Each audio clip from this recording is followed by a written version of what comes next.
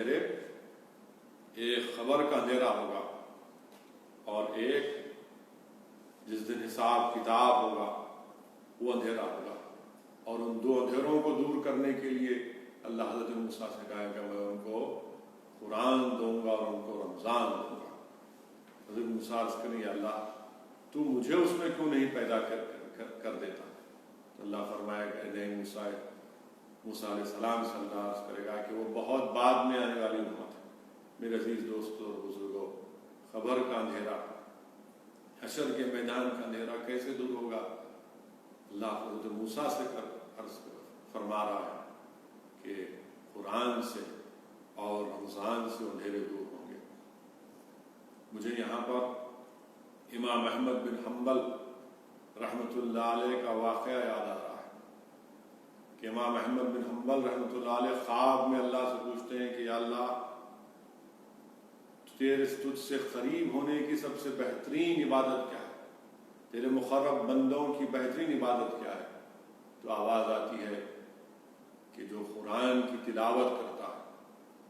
امام احمد بن حنبل رحمۃ اللہ علیہ عرض کرتے ہیں یا اللہ کیا سمجھ کر پڑھنے سے یا بغیر سمجھے پڑھنے سے؟ تو آواز آتی ہے کہ کوئی سمجھ کر پڑھے یا اگر سمجھ کر نہ بھی پڑھے، وہ عبادت، وہ قرآن کی تلاوت اس کو اللہ سے قریب کرتی ہے۔ میرے عزیز دوستوں اور بزرگوں، میرے غیور نوجوان ساتھیوں، اپنی زندگیوں پر غور کرو میرے نوجوانوں۔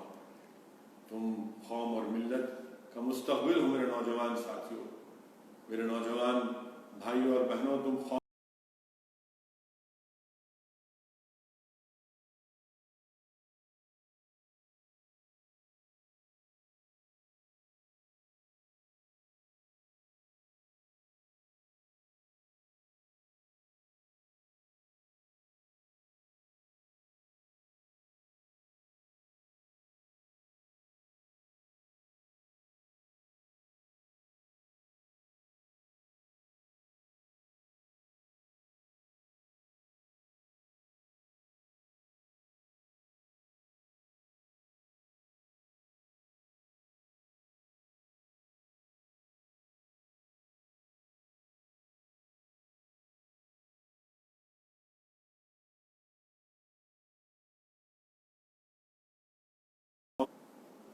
پوری قرآن کے کتنے حروف ہیں؟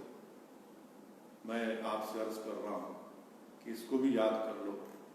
یہ علم تم کو کام میں آئے گا، دنیا میں بھی، خبر میں بھی اور آخرت میں بھی۔ پورے قرآن کے کل حروف 1,27,000 1,27,000۔ ایک قرآن کی آیات پڑھو 100 گنا ثواب ملے گا، درجات بلند ہوں گے، گناہ اتنے معاف ہوں گے۔ تو اس لیے یہ جو رمضان کا مبارک مہینہ ہے، آپ قرآن کریم کی کثرت سے تلاوت کریے، اور جو لوگ روزے رکھتے ہیں الحمدللہ ان کو حدیث شریف میں آیا، ان کو خوشخبری دی جا رہی ہے۔ جب حساب کتاب کا دن ہوگا، جب خبروں سے ہم تمام کو اٹھایا جائے گا، اس دن ان نیک بندوں کو جو روزہ دار ہیں ان سے کہا جائے گا، آواز دی جائے گی، اللہ فرشتوں سے کہے گا کہ میرے نیک بندے ہیں، یہ بھوکے پیاسے ہیں، ان کو فوراً یہیں پر کھانا کھلاؤ، ان کو پانی پلاؤ۔ میرے عزیز دوستوں اور بزرگوں، اسی لیے اللہ سبحانہ و تعالیٰ قرآن کریم کے سورہ الحاقہ میں فرمائے گا جب قیامت قائم ہوگی تو اللہ فرمائے گا کھاؤ اور پیو، مزے کرو جو تم نے دنیا میں نیک اعمال کیے تھے۔ یہ روزدار کا انعام ہے، اور ضروری ہے کہ ہم اپنی زبان کو، اپنی آنکھ کو، اپنی سوچ کو تمام غلط چیزوں سے دور رکھیں۔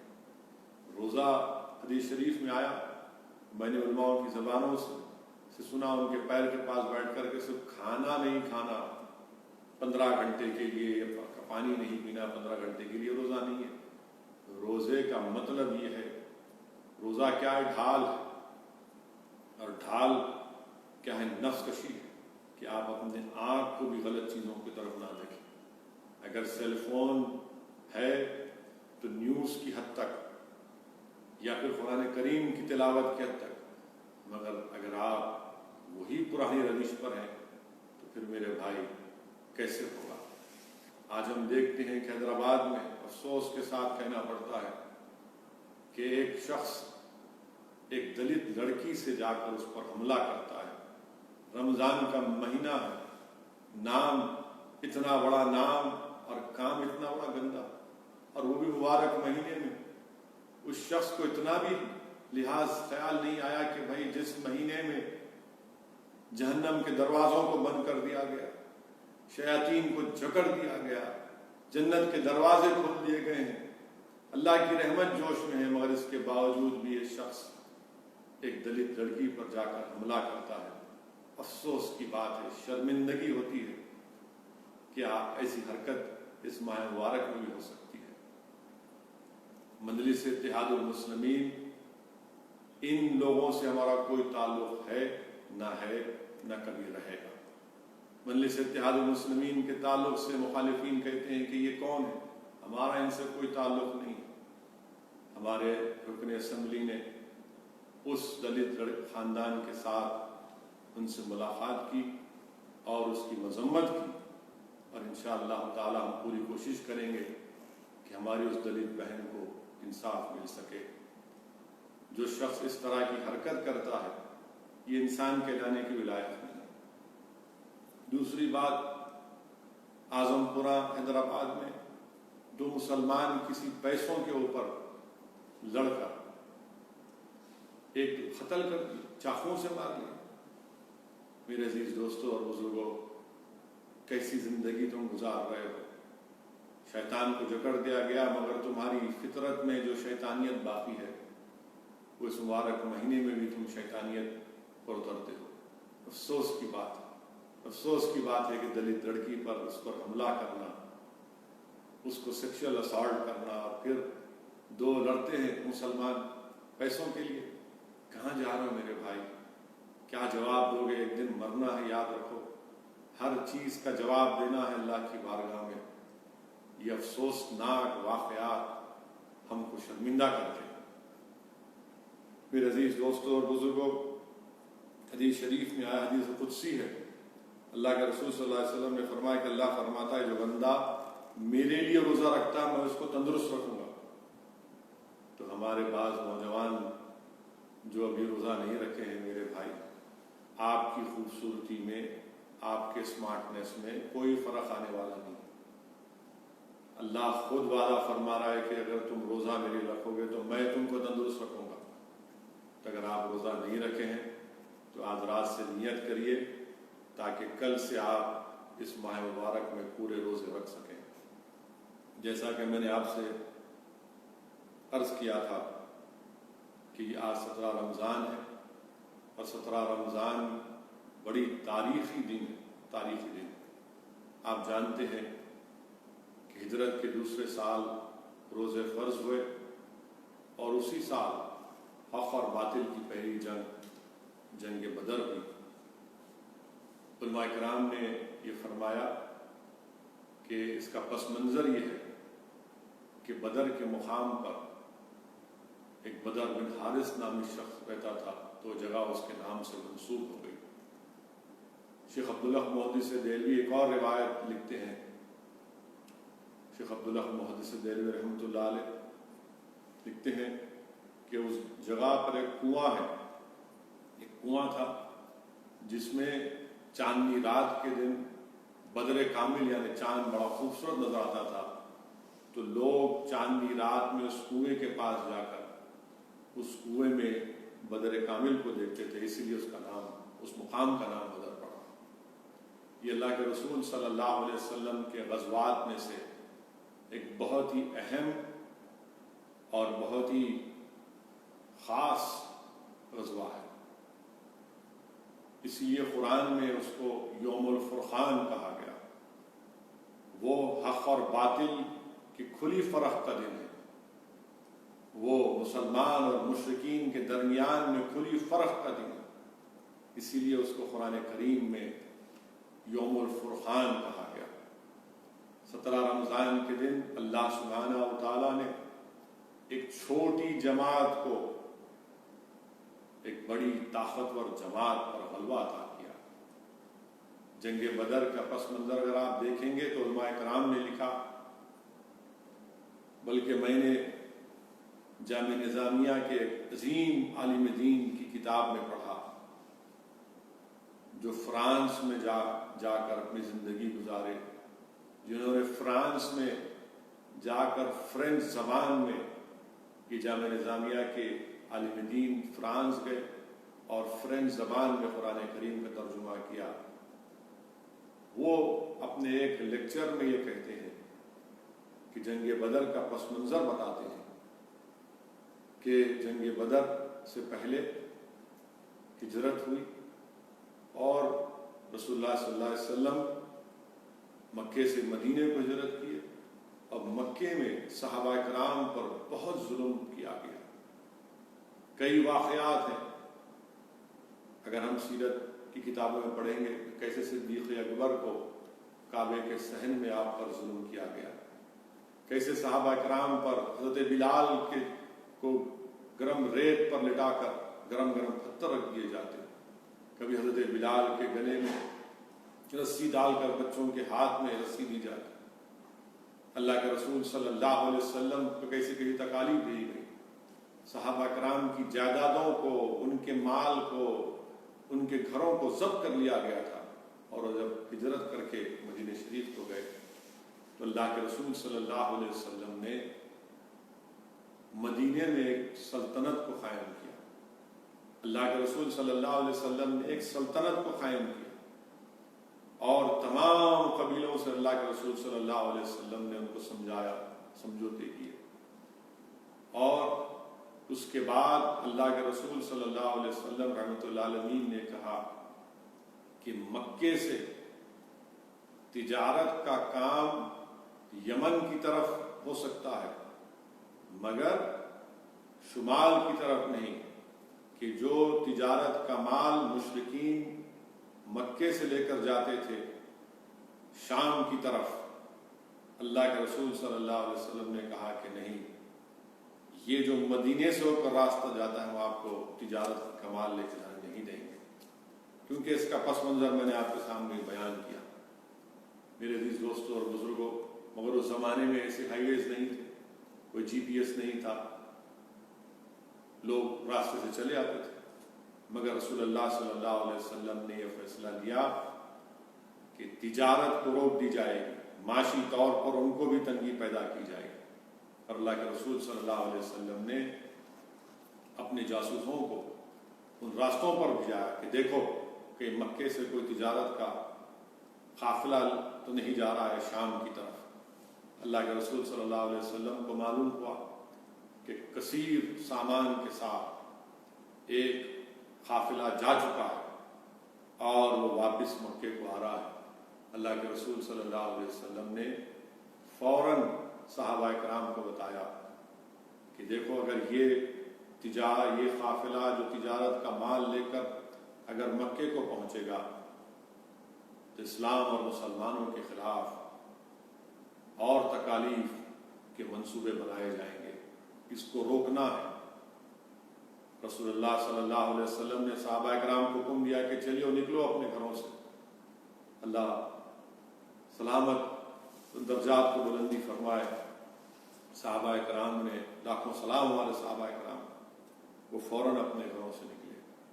اللہ کے رسول صلی اللہ علیہ وسلم نے اللہ کی بارگاہ میں یہ دعا کی کہ یا اللہ میرے صحابی کے پاس سواری نہیں ہے تو ان کو عزت کے مطابق سواری دے دے۔ اللہ کے رسول صلی اللہ علیہ وسلم نے دعا کی اللہ سے، یا اللہ ہمارے جسموں پر کپڑے نہیں ہیں، ہم کو کپڑے دے دے۔ دعا کی یا اللہ رزق نہیں ہے تو رزق دے دے، عزت سے نواز دے۔ اللہ کے رسول صلی اللہ علیہ وسلم نے یہ دعا کی، صحابہ کرام نے رضوان اللہ اجمعین رسول اللہ صلی اللہ علیہ وسلم کے حکم کی تعمیل کے لیے بجا لانے کے لیے اپنے اپنے گھروں سے نکلے۔ اللہ کے رسول صلی اللہ علیہ وسلم نے جاسوس بھی روانہ کر دیے تھے اپنے کہ معلوم کریں یہ قافلہ کہاں سے آ رہا ہے۔ اس قافلے کی قیادت ابو سفیان کر رہے تھے، جو اب اس وقت تک اسلام کو قبول نہیں کیا تھا۔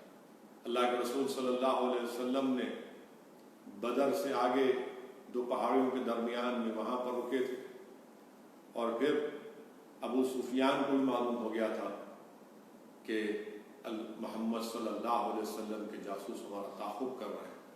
وہ بدر کو پہنچنے سے پہلے اپنے قافلے کو روک کر بدر شہر میں آئے، اس کنویں کے پاس آئے اور آ کر لوگوں سے پوچھا کہ کیا یہاں پر محمد صلی اللہ علیہ وسلم یا ان کے ساتھی آئے ہیں؟ تو لوگوں نے کہا کہ نہیں۔ پھر وہ کنویں کے پاس گئے اور کنویں کے پاس انہوں نے اونٹ کی مینگنیوں کو دیکھا، اور فوراً ابو سفیان نے مینگنیوں کو اٹھایا اور ان کو توڑا تو دیکھا کہ اس میں سے کھجور کی گٹلیاں نکل رہی ہیں۔ تو ابو سفیان نے کہا کہ یہ مدینے والوں کے اونٹ ہیں، اور ضرور رسول اللہ صلی اللہ علیہ وسلم ہمارا تعاقب کر رہے ہیں۔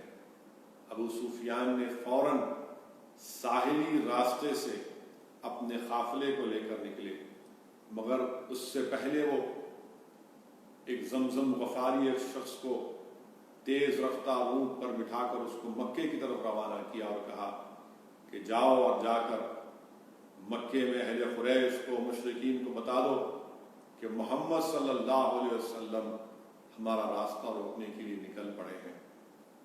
وہ زمزم غفاری تیز اونٹ پر نکلتا ہے مکے کی طرف، اور ابو سفیان جو اس وقت تک اسلام کو قبول نہیں کیے تھے، اس ساحلی راستے سے تیزی سے اپنے تجارت کے قافلے کو لے کر نکلتے ہیں۔ وہیں پر مکے میں حضرت عاتکہ رضی اللہ تعالیٰ اللہ کے رسول صلی اللہ علیہ وسلم کی پھوپھی ہیں، وہ ایک خواب دیکھتی ہیں، اور خواب میں یہ دیکھتی ہیں کہ اونٹ پر بیٹھ کر لوگ مکے کو آ رہے ہیں اور آ کر پکار کر کہہ رہے ہیں کہ اہل قریش، اے مشرکین، تیار ہو جاؤ کہ تمہاری تباہی اور بربادی کا دن آنے والا ہے۔ حضرت عاتکہ نے یہ خواب حضرت عباس کو سنایا، حضرت عباس نے یہ خواب ابو جہل کو سنایا، تو ابو جہل ناراض ہوا اور ابو جہل پکار کر کہا کہ عباس، آپ کے خاندان میں آپ کے پاس محمد صلی اللہ علیہ وسلم نے نبوت کا دعویٰ کیا، اب کیا تمہاری عورتیں بھی نبوت کا دعویٰ پیش کریں گی؟ نعوذ باللہ۔ اور اس نے کہا کہ 3 دن کے اندر یہ خواب پورا نہیں ہوگا تو میں بنو ہاشم کو دروغہ جھوٹا قرار دوں گا۔ تو واقعات میں آئے کہ تیسرے دن زمزم غفاری مکے کو پہنچا، اور اس زمانے میں ایک خطرے کا سگنل ہی ہوتا تھا کہ اگر کوئی شخص خطرے کا پیغام یا سگنل یا میسیج دیتا تو وہ کہتا کہ میرے اونٹ کے ناک اور کان کٹے ہوئے، اور جیسا ہی اس نے یہ کہا تمام مشرکین مکہ، اہل قریش تیار ہو گئے کہ اب ہم جا کر اس قافلے کو اور محمد صلی اللہ علیہ وسلم کا مقابلہ کریں گے اور نعوذ باللہ ان کا ہمیشہ کے لیے خاتمہ کریں گے۔ اور پوری شان و شوکت کے ساتھ تیاری ہوتی ہے، اسلحہ لیا جاتا ہے، باجا اور کھانے کا انتظام لے کر یہ مشرکین مکے سے نکلتے ہیں۔ ابو سفیان کے پاس سے ایک اور پیغام دیا جاتا ہے کہ مت نکلو، میں نے اپنے تجارت کے قافلے کو بچا کر ساحلی راستے سے نکل پڑا ہوں، مگر ابو جہل کہتا ہے کہ نہیں، اب ہم نہیں رکیں گے۔ اللہ کے رسول صلی اللہ علیہ وسلم اس جو بدر کے وادی میں تھے نکل کر بدر کے شہر میں آ کر صحابہ اکرام سے مشورہ کرتے ہیں، اور اللہ کے رسول صلی اللہ علیہ وسلم عرض کرتے ہیں کہ مجھے جبریل امین نے آ کر عرض کیا ہے کہ اللہ سبحانہ و تعالیٰ نے ہم کو ایک پیغام دیا ہے کہ اگر آج ہم مقابلہ کریں گے ان لوگوں سے تو اللہ ہم کو کامیاب کرے گا۔ اللہ کے رسول صلی اللہ علیہ وسلم مشورہ کرتے ہیں، حضرت صدیق اکبر ابو بکر صدیق رضی اللہ تعالیٰ عنہ عرض کرتے ہیں یا رسول اللہ، ہم آپ کے حکم کے انتظار میں ہیں۔ فاروق اعظم حضرت عمر خطاب رضی اللہ تعالیٰ عنہ عرض کرتے ہیں یا رسول اللہ صلی اللہ علیہ وسلم، آپ کا ہر حکم ہمارے عرف آخر ہے۔ حضرت مقداد کھڑے ہو کر عرض کرتے ہیں یا رسول اللہ صلی اللہ